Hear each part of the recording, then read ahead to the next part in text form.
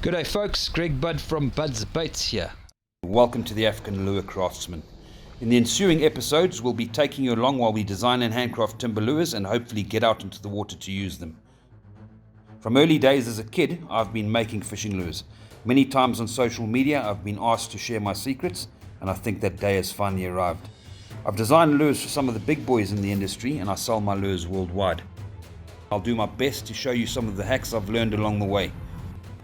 Stay with us and experience the wonders of casting lures to bass, giant catfish, tigerfish in Zimbabwe, which I'm fortunate to call my home, and cross borders with us as we'll target the denizens of the deep all along the African coast in magical places such as Mozambique. Through it all, I'll share a bit of my daily life and business experience, which can be quite tough in Zimbabwe at times, as we take you along to run the daily gauntlet of survival. Subscribe and click the notifications button to stay with us. So this is the first part of a two-part series where we're going to run through the various facets of making handcrafted stick baits, poppers, new concept lures, and we're going to go through all the different stages we need to produce a quality durable lure that's going to be able to catch tuna, wahoo, mackerel, freshwater species like tigerfish, Nile perch, various other targets that we like to fish for.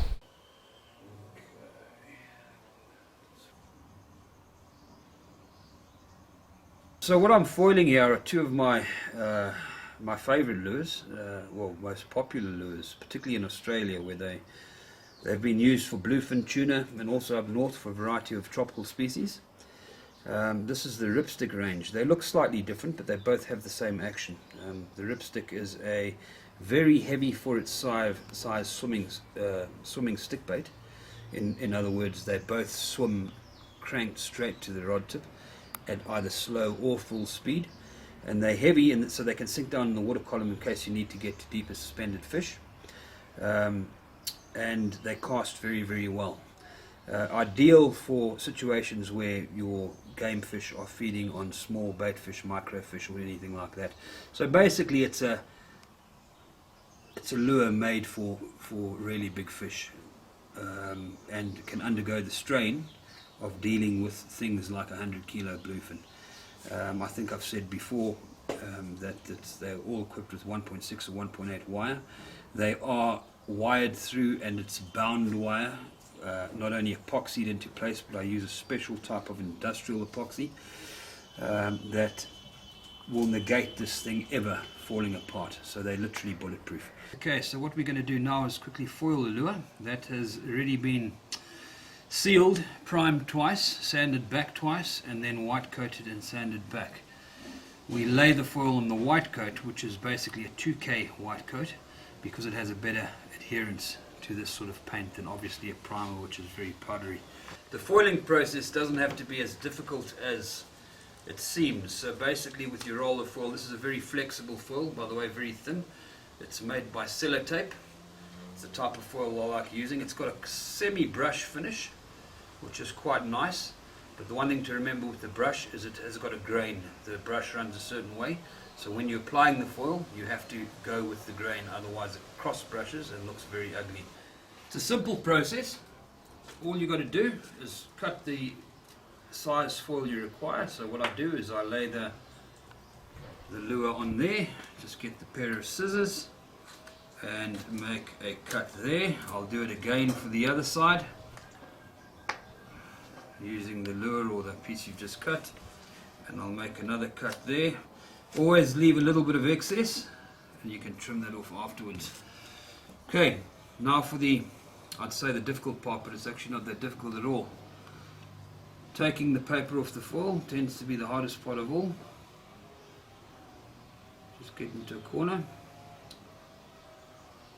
fold the paper back. What I like to do is I like to just peel back about an inch of paper and fold it over. Then I always start from the tail of the lure. So lining up the foil and laying the base of the foil, adhering it to the tail end of the lure. Line your foil up so it covers the whole lure, and then using your thumb push forward as you peel the paper away. It's a very simple process. Push forward as you peel the paper away, and there you've got your foil on your lure. Now the key is, and this is where the difficulty comes in, this foil doesn't want to bend properly, so you've got to really somehow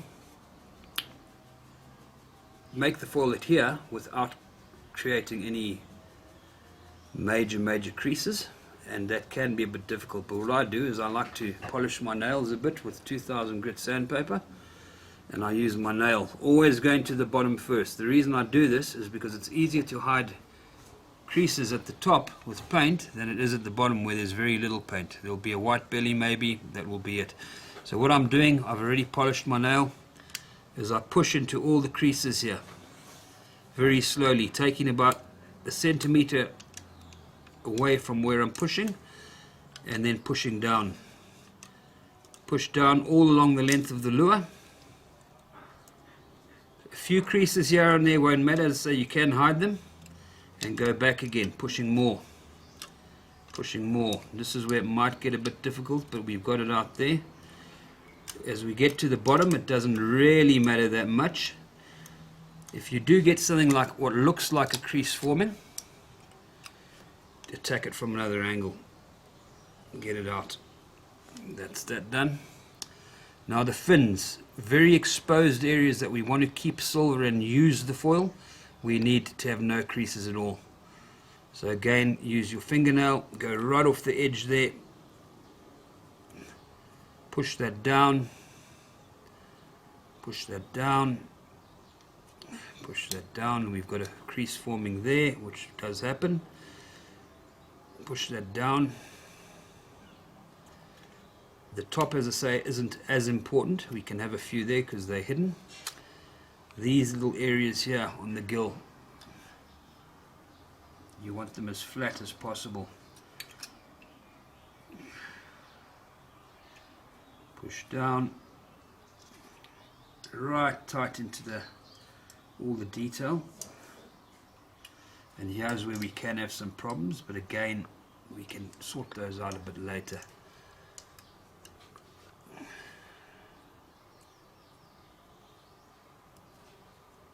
So there we go. Go all the way to the wire in increments. The tighter, the better.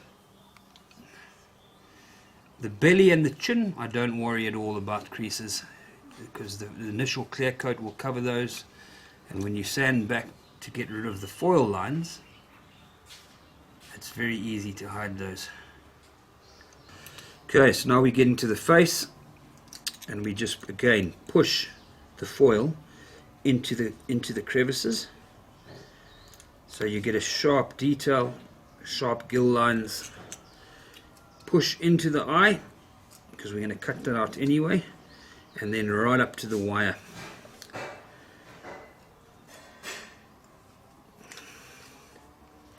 Our next step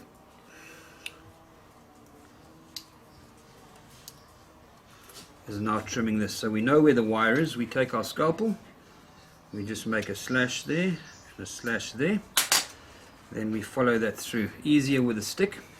Simple paintbrush removed, and I use this end constantly. I do file it down and sand it down with 1000 grit paper, water paper, keep it very smooth, and then I use this to follow the foil through over the middle of the bottom of the lure, and the same at the top.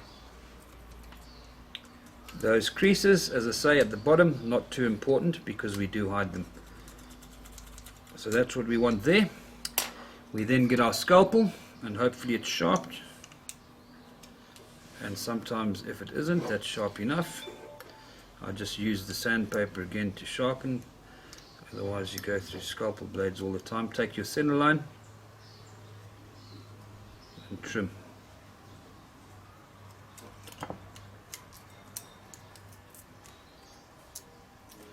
Like so.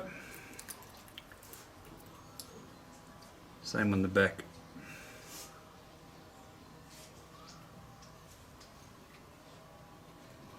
Use your finger as a guide if you can't find the center line. It's quite easy, but you do get used to it after a while and you can get it very, very straight.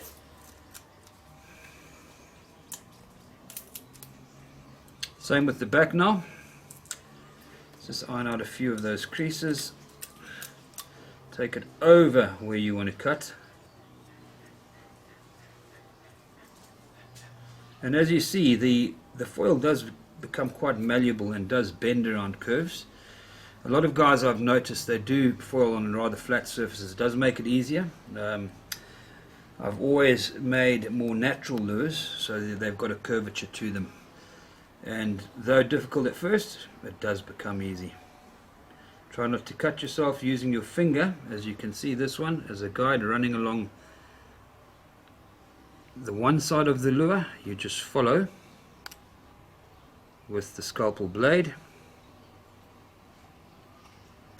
and done. Remove that.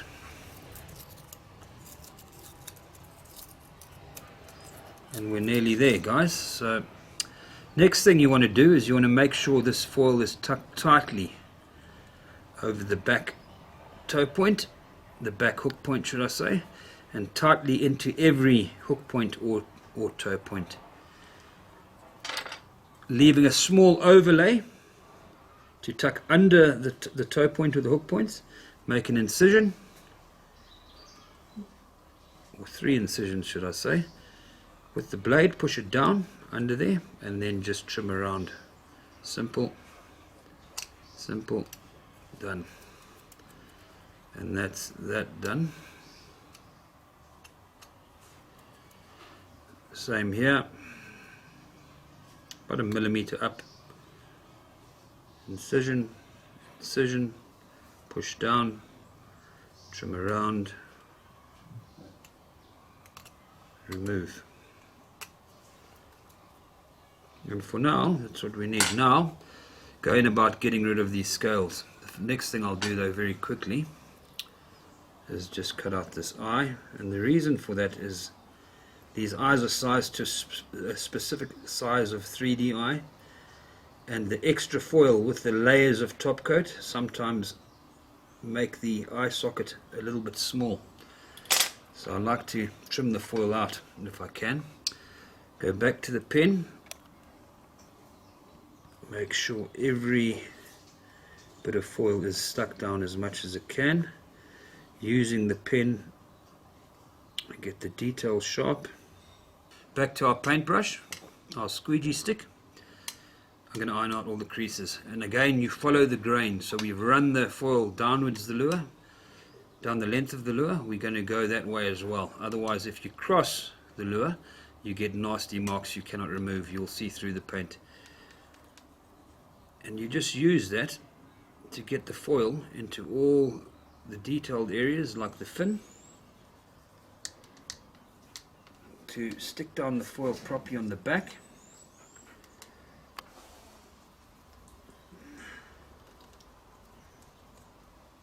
On the front, the bottom,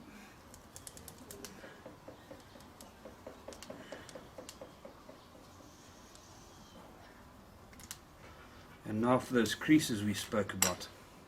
As you can see them there, but we don't have to worry too much about those. What I use here is actually just another scalpel, but it's the back of it. This is brass, doesn't scratch the foil as much, and I've actually sanded that smooth with 2000 grit as well, or just polished it basically. And I use that back area to just iron these out. They literally disappear.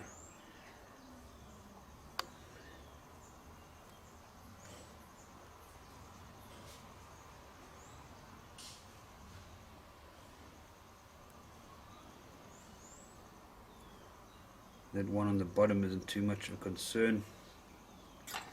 And there we go, they've almost gone. Give them a quick rub over.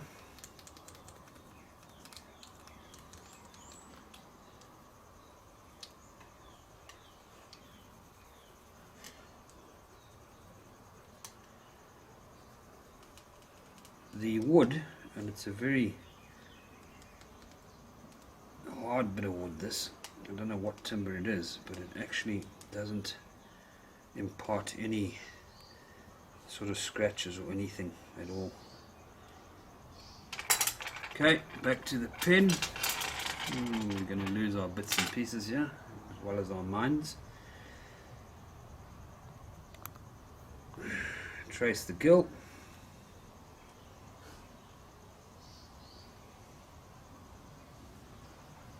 Trace the gill here. I can see a little area that needs some work. Just there. Okay.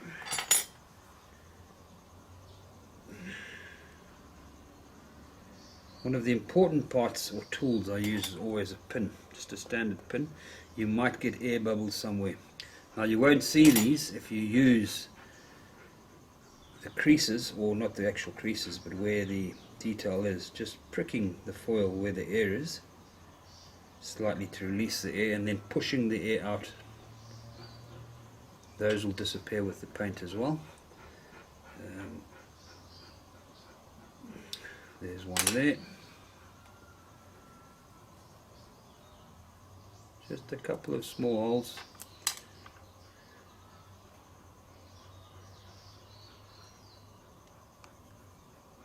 And it's gone. Again, going with the grain to rid ourselves of any marks there.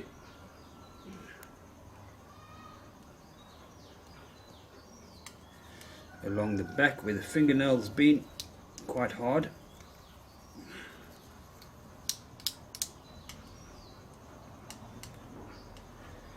And you've finished one side. I hope you've enjoyed this video. In the next video we'll be doing the detailing, which is the hand etching of the scale pattern, the fin detail and the gill detail. Be sure not to miss the next video. Please hit the subscribe button below and the notification bell.